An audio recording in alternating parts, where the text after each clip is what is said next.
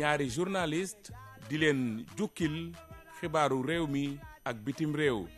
juróom-ñetti waxtu waxtaan ak ganuk Salam Sénégal juróom-ñetti waxtu bu tegalee fanweeri minute Allô Sénégal di jox kàddu gi askan wi plus près de vous émission buy bég ci yéen te di leen yokk bànneex. voilà jërë ngeen jëf ci seen ànd ak ñun rajo Sénégal yegg si nañ ci pàcc bi noonu dalalee sunu gan le grand entretien Ramatoulaye Sarr ginnaaw ba mën a nuyoo ma bàyyi la ak sunu gan tey. jaajëf Arona fay naa la nuyu également auditeur rajo Sénégal suñu gan nag tey dañ koy dalal muy madame Fatou Ba Gueye moom nag mooy la directrice de la promotion et de la protection des enfants madame la directrice nuyu nañ la di la dalal ci Salam Sénégal. maa ngi lay fay Ramatoulaye ak Arona merci beaucoup ci invitation. alors invitation bi li ko waral xam naa ni moom am nga ci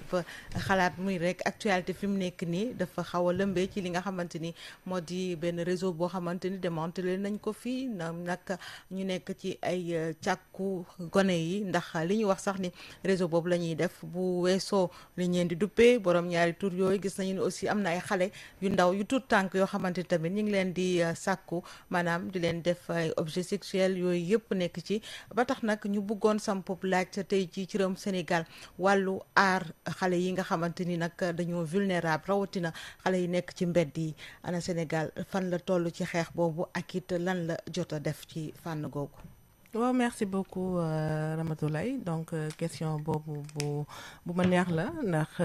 fu mu nekk nii ni ngi ci ay jéego yu mucc ayib pour jéem a protéger les enfants dans la globalité donc surtout les enfants qui sont en situation de rue donc mooy xale yi nga xam ne dañoo nekk ci mbedd bi donc xam nañ ne depuis 2016 am na deuxième plan d'action bu stratégie nationale de protection de l'enfant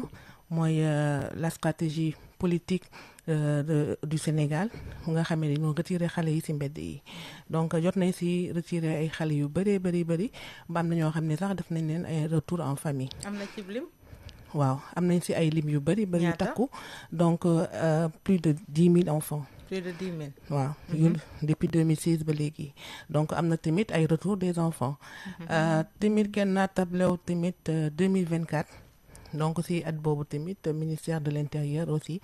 ak lëkkaloo ak sectoriel ministère de la justice ministère de la famille de l'action sociale et des solidarités defoon nañ fi tamit ay opération de sécurisation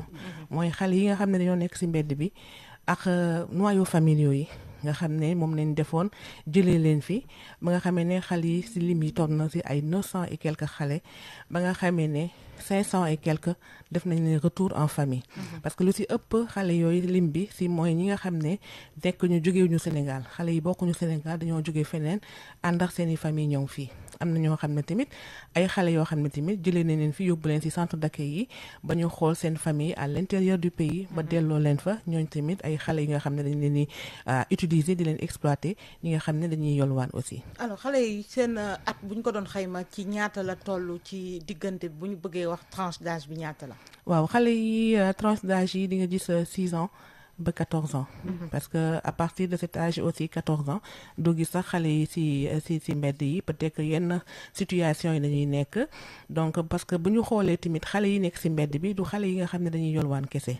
voilà yaa am na divers profils d'enfants yoo xam ne ñu ngi ci mbedd yi xale yi nga xam ne dañuy def vagabondage xale yi nga xam ne dañuy yolwaan xale yi nga xam ne dañuy am rupture familiale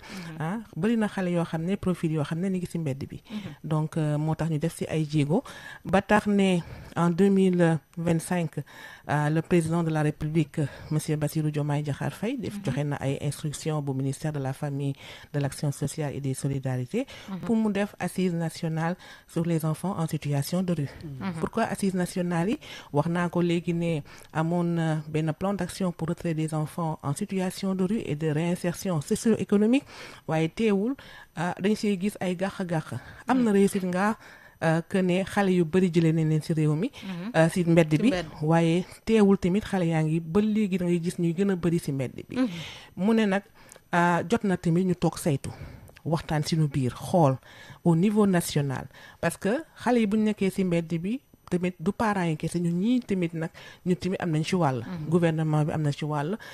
parents yi am nañ ci wàll communauté bi am na ci wàll ñëpp ñoo xam ne ñu ngi ci biir Sénégal rek am nañ ci wàll nañu toog waxtaan xool saytu lan mooy indi problème bi trouver ci ay solutions yu pérennes et durables. alors bu weesoo loolu tamit gis nañ ci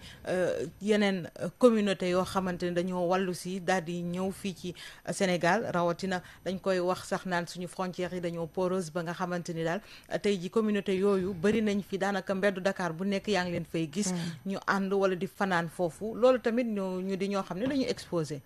waaw exposé nañ bu baax a baax parce que di nga si gis lu bëri am nañ xale yoo xam ne dañ leen exploité am na ñoo xam ne tamit comme nu ma ko waxee noyau familiaux yi ay da ngay gis yaay ànd ak ay doom ak seen i papa nekk si mbedd bi di yolwaan di exploité xale yi di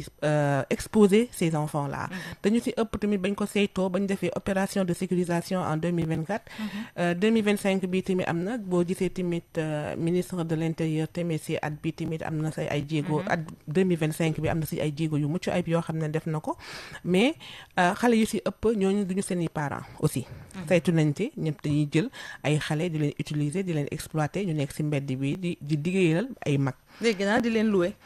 waaw di liggéeyal ay mag di leen loué xale yi nekk ci mbedd bi rek vraiment vulnérable nga xam ne dañoo soxla tamit ñu jàppale leen bu baax a baax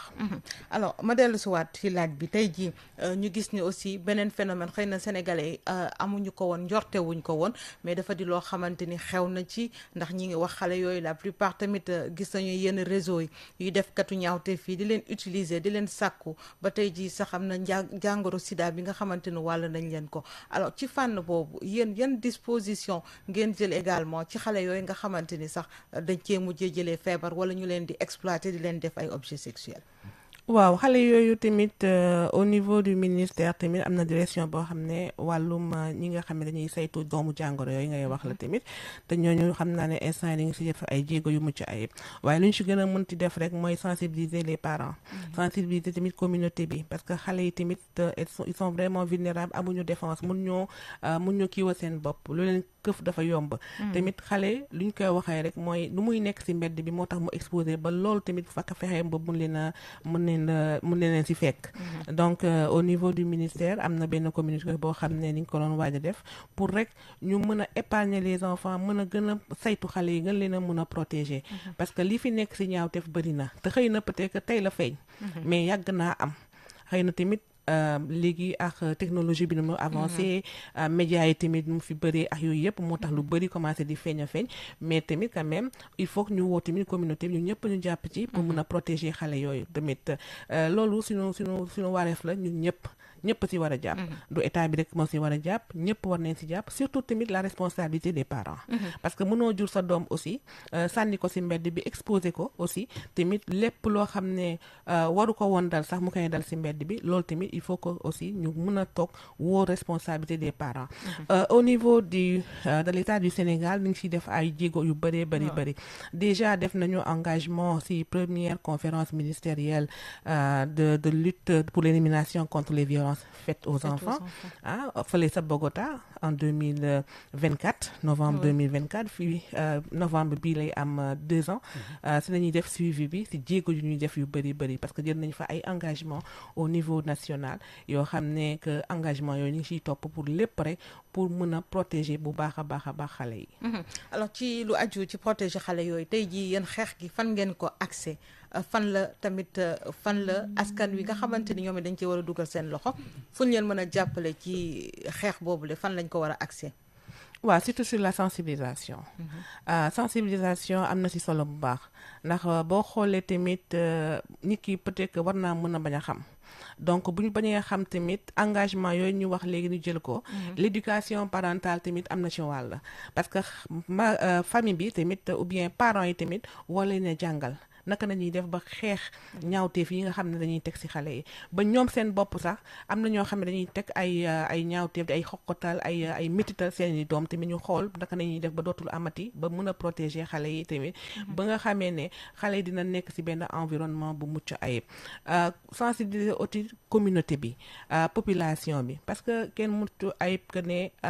bajenu gox yi tamit di ciy jouer rôle bu am solo parce que ce sont des relais communautaires ñooñu tamit am nañ nañ ci solo bu wér a wér ba nga xamee ne sensibilisation am na ci solo bu baax a baax a baax. alors tey jii est-ce que dina yomb pour ñi nga xamante ni tey ay xale lañu ñoo xam ne ñu ngi leen doon utiliser bu yàgg te nga xamante ni liñ ciy jëlee moo di koppar bu ñu leen di jox ndax bu ñu xoolee dëkk bi wala sa àddina moo tëddee noonu jafe-jafe yi nga xamante ni mi nga am na ñoo xamante ni ñàkk bi sonal na leen ba nga xamante ni joxe seen bopp du dara parce que liñ ci nar a gagner en retour mooy gën a tax. waaw loolu liggéey bu yàgg la def ci ay jéego yu bari moo ci war parce que comme ni nga ko xamee rek lu ci ëpp loolu ñu koy causé rek mooy pauvreté. wax nga ko léegi ñàkk bi nga xam ne parents yi dañoo ñàkk néew doole bi nga xam ne dañoo néew doole ba nga xam ne dañuy wàcc bàyyi xale yi ci mbedd yi ñu exposé wu donc lu ñu ci mënti def rek mooy ni ngi jéem a xool ba renforcer les familles renforcer les enfants xool naka dañuy def ba réinsérer leen parce que xale yu ci bëri ba ñu leen jëlee ci mbedd bi dañ leen di yóbbu ci ay centre d'accueil gis nañ fi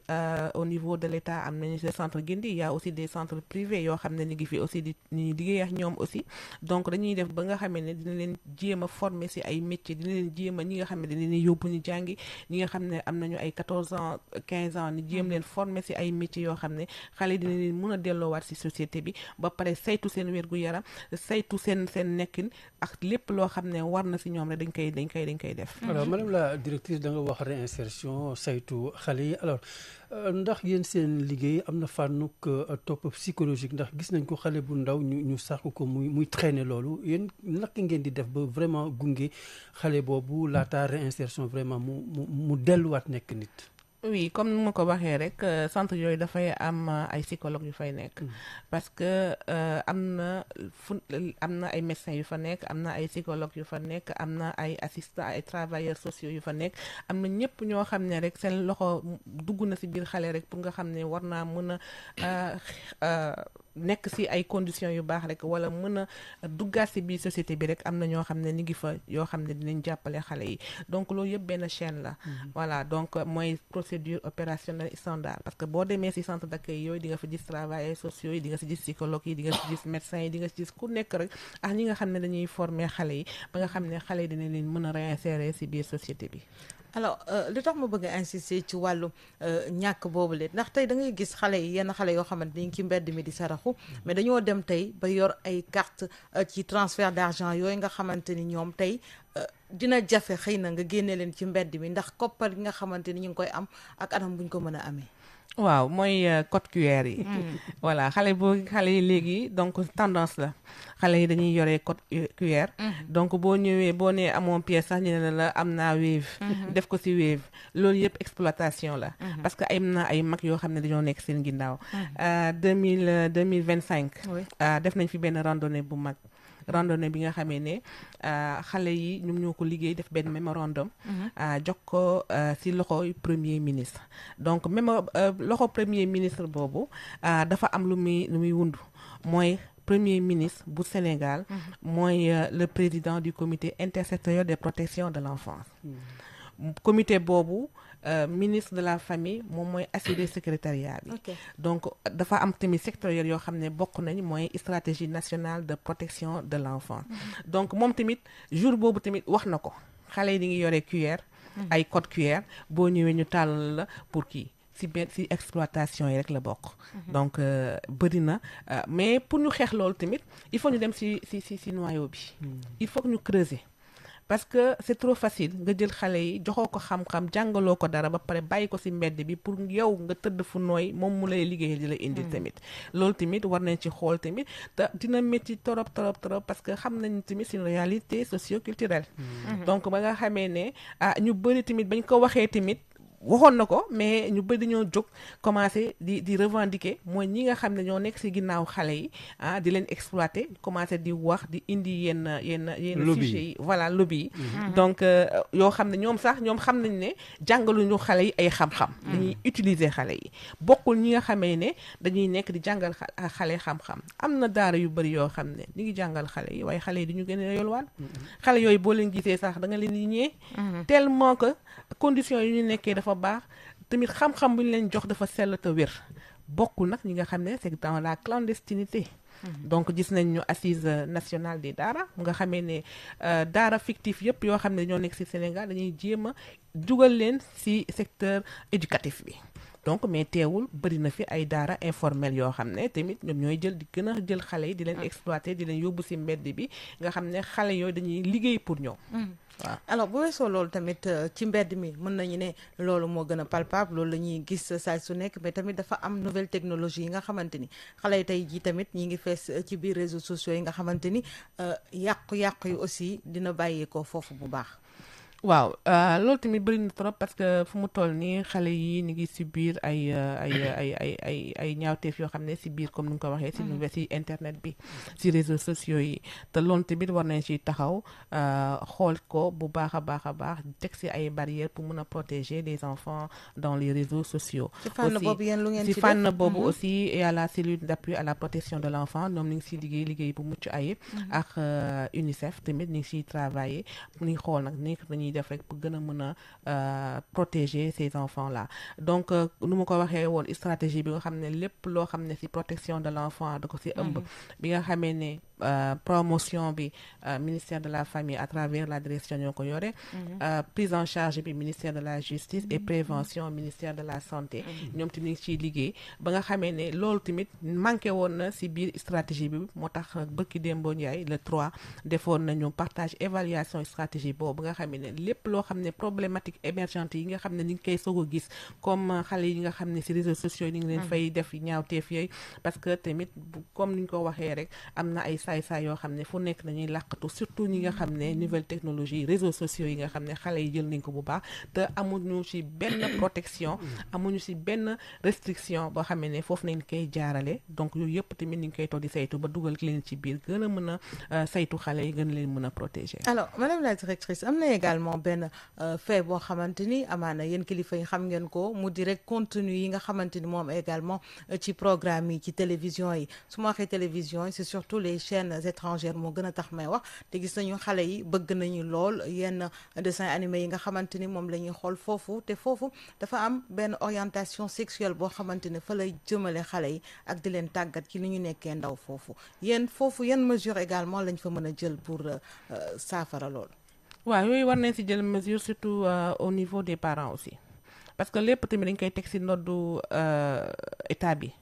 parce que nit ki tamit boo demee def sa abonnement war nga jéem a xool mun a jéem a def restreindre yenn kii yi wala tamit sa doom buy xool tamit seetaan télé yow tamit lu muy seetaan tamit nga mun koo munte saytu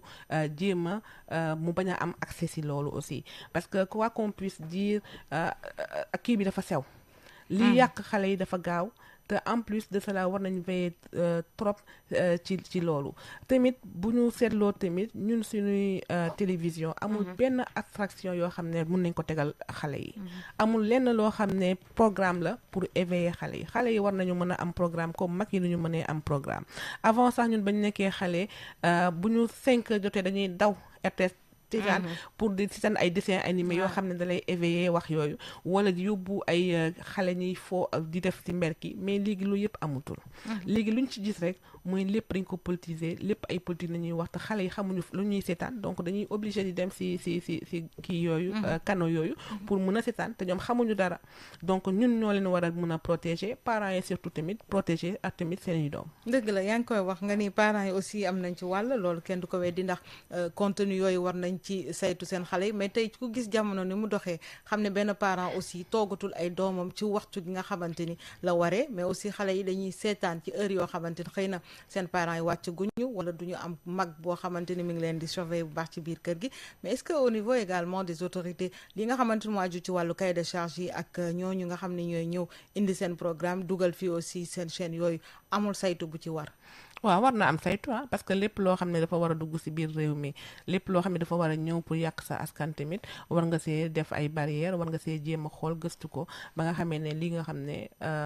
lu ñuy wax ne luy raam ci ñag ba la jëm nga mun koo arrêter donc war nañ ci def ay jéego yu mucc ayib nga xam ne ci fan yu néew sax dinañ def ay waxtaan par rapport ak yooyu tamit par rapport ak tamit réseaux sociaux yi surtout dessins animés yooyu ngay wax noonu xale yi li ñuy seetaan ci télé bi te loolu yëpp rek waa kii ministère bi ñu ngi ciy liggéey bu baax. te bu ñuy xayma ci li nga xamante ni yéen a ngi koy topp ndax yaa ngi wax ci njëlbeen benn statistique boo xamante ni depuis 2016 et tout ça mais tey bu ñuy xool xale yi nga xamante ni moom lañ leen di duppee ay xale yu vulnérable yoo xamante ni ñu ngi ci mbedd mi également en situation de rue feebar bi nga xam ne topp na leen est-ce que l'État te xam ngeen ñaata lañu ci xayma ak prise en charge bi ci war. waaw est-ce que xale yooyu identifié nañ leen xam ne feebar bi topp nañ leen. xam nga tamit nag médias yi bëri nañ nit yaa ngi wax et tout. mais feebar boobu parce que tamit bu ñu stigmatiser xale yi aussi. il faut que tamit ñuy protéger xale yi. même feebar boobu bu amee ci xale yi tamit war nañ leen protéger de telle sorte que du ñu xam sax xale yi ñan la ba mun leen a faj mun leen a kii tamit ministère de la santé tamit ñoom tamit dinañ ci def ay jéego yu mucc ayib kii action sociale aussi dinañ ci def ay kii jéego yu mucc ayib direction générale de l'action sociale ak direction bi nga xamee ne mi ngi ci biir ministère bi nga xam ne wàllu jàngoro boobu ko tax a jóg aussi ñoom tamit ñu ngi ciy def mucc ayib lépp lu ñu koy def rek dañ koy def ci sutura parce que xale yi war ñu leen exposer ba nga xamee ne suba dinañ leen mën a di joxoñ naan leen lii ak lii donc c'est trop sensible ba nga xamee ne kenn waru ci toog sax di ci wax tamit nañ protéger xale yi lépp lu ñuy wax tamit di ko def parce que gis nañu actualité bi xew donc dañuy wax nu mu leen neexee waaye am na ay xale yu nekk ci ginnaaw ne leen bàyyi xel bu baax a baax a baax. mais est-ce que wax kooku jubluwuñ ci sensibiliser gën a wan ni am na tey jii ñoo xamante ni def katu ñaawteef la xale yi ku leen saytuwul bu baax surtout protection la ñuy laaj ci gone yooyu nga xamante ni ils sont laissés à eux-mêmes ñi ngi ci mbedd yi seen parents yi amaana nekkuñu fi dëkkuñu ak ñoom ñi ngi tamit bàyyeekoo feneen est-ce que du loolu la ñuy gën a bëgg accès aussi pour que ñeneen ñi mën a jël seen précaution par rapport ak li nga xamante ni xew-xew la te mu bañ leen a dab. waaw sensibiliser booy sensibiliser da ngay sensibiliser loo xam ne aussi du gaañ kenn aussi du gaañ tamit xale yi nga xam ne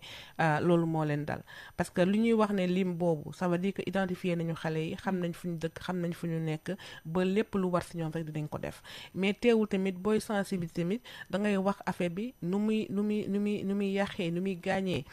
mais doo jël ay xale naan leen lii wala laa wala lii ba nga xamee ne am na ñoo xam ne tamit seen yoon neewu ci ñu ciy loru donc war nañu wax parent bu nekk tamit na jéem a jóg protéger xale yi parce que xale yi tamit aussi am na ñoo xam ne tamit seen parent nekkul seen wet ba leen di protéger mais communauté bi tamit war nañ jóg tamit pour protéger leen sensibiliser aussi parce que aussi ñaawteef moom fépp la mën a nekk surtout ci kër yi parce que dañuy foog ne parfois tamit lépp ci mbedd bi lay xawee mais mi ngi xew ci biir kër yi aussi nañu xool ci biir kër yi parce que kër yi day tëju duñ ko xalaatee foofu mais lu ci ëpp ci biir kër yi tamit lay nekk xëy na tamit xale yee tamit exposé nañu mais tamit xale yi nekk ci biir kër gi tamit ne leen ci bàyyi xel bu baax. Ok, on va rebondir sur quelques points en français. Je rappelle que nous recevons Madame Fatou Bagay, qui est la directrice de la promotion et de la protection des enfants. Alors Madame la directrice, l'actualité au Sénégal, il faut le dire, c'est surtout, on va parler de pédocriminalité, un réseau exploitant des garçons qui a été mis à jour. Et justement par rapport à ça, vous vous occupez de la protection, de la promotion et de la protection des enfants. La première question, c'est celle de savoir justement où en êtes-vous pour la protection des enfants? Voilà, par rapport à la protection des enfants dans sa globalité, on travaille aussi bien avec les sectoriels et surtout les enfants qui sont en situation de rue. Comme on l'a si bien dit, il y a une actualité qui est là présente. Il y a beaucoup d'enfants qui se profilent. Le phénomène de ces enfants persiste et on est en train d'y travailler. Et plus tard en 2025, on a reçu des instructions du président de la République, Bassirou Diomaye Diakhar Faye, d'organiser des assises nationales pour retirer définitivement les enfants de la rue et trouver des solutions pérennes et durables à cette problématique. En termes de statistiques, combien d'enfants ont été retirés de la rue? Voilà, en termes de statistiques de 2016 à aujourd'hui, comme par rapport au deuxième plan d'action de la stratégie nationale de protection des enfants, qu'il s'agit du retrait et de réinsertion des enfants socio-économiques, nous avons retiré plus de 10 000 enfants. 10 000. Donc 10 000 enfants et en 2024 aussi lors de l'opération de sécurisation de ces, des personnes aussi le ministère de l'Intérieur en collaboration avec les ministères sectoriels ont pu aussi retirer des noyaux familiaux mais dans ces noyaux familiaux on a pu retirer 900 et quelques enfants dont 500 et quelques sont retournés en famille. Et en termes, on va dire également parlant mendicité, on voit que certaines artères de Dakar sont envahies par une certaine communauté étrangère et parmi celles-ci, des enfants. On voit des enfants, disons, partout. Et aujourd'hui aussi, quelles mesures sont en train d'être prises pour justement aller contre ce phénomène-là? Voilà, effectivement, comme je l'ai tantôt dit, on a les assises nationales, mais aussi on a par rapport à ces instructions une stratégie de riposte d'urgence. Donc le président de la République nous a demandé de lui présenter une stratégie de riposte d'urgence afin de retirer définitivement les enfants de la rue. Et que par rapport à ces familles, ces noyaux familiaux qui nous viennent de l'extérieur,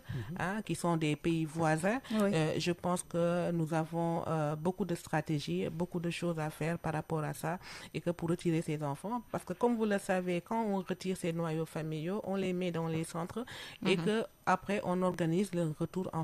dans leur pays d'origine. Mais quand même, comme vous l'avez dit tout à l'heure, il y a notre frontière est vraiment poreuse. Tout à fait. Donc on ne sait pas comment ces enfants-là ou bien ces noyaux familiaux puissent traverser la frontière pour atterrir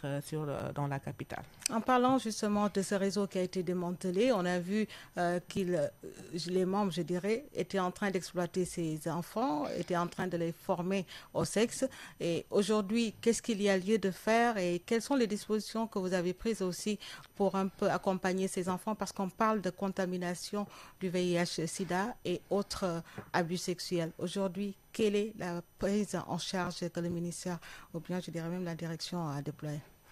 Dans un premier temps, il faut protéger ces enfants. Protéger ces enfants pour que ce soit dans l'anonymat. Donc, comme nous le savons, on a dit plus de 150 enfants qui sont contaminés. Donc, déjà, on sait qu'on a pu identifier ces enfants-là et que le reste, c'est à l'État de faire le reste et de pouvoir suivre ces enfants. Au niveau du ministère, nous avons une direction qui se charge de ces problématiques pour ces maladies. Et aussi, il y a aussi la direction générale de l'action sociale qui nous vient aussi du ministère de l'Intérieur. Ils vont faire leur devoir et ils vont peut-être suivre ces enfants-là pour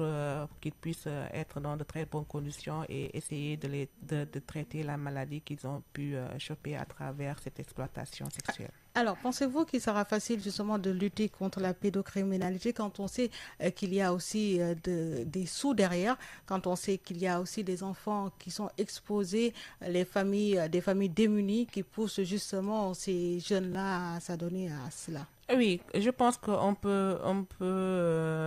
éliminer cette pédocriminalité dans la mesure quand l'État s'engage à éliminer quelque chose, il va jusqu'au bout.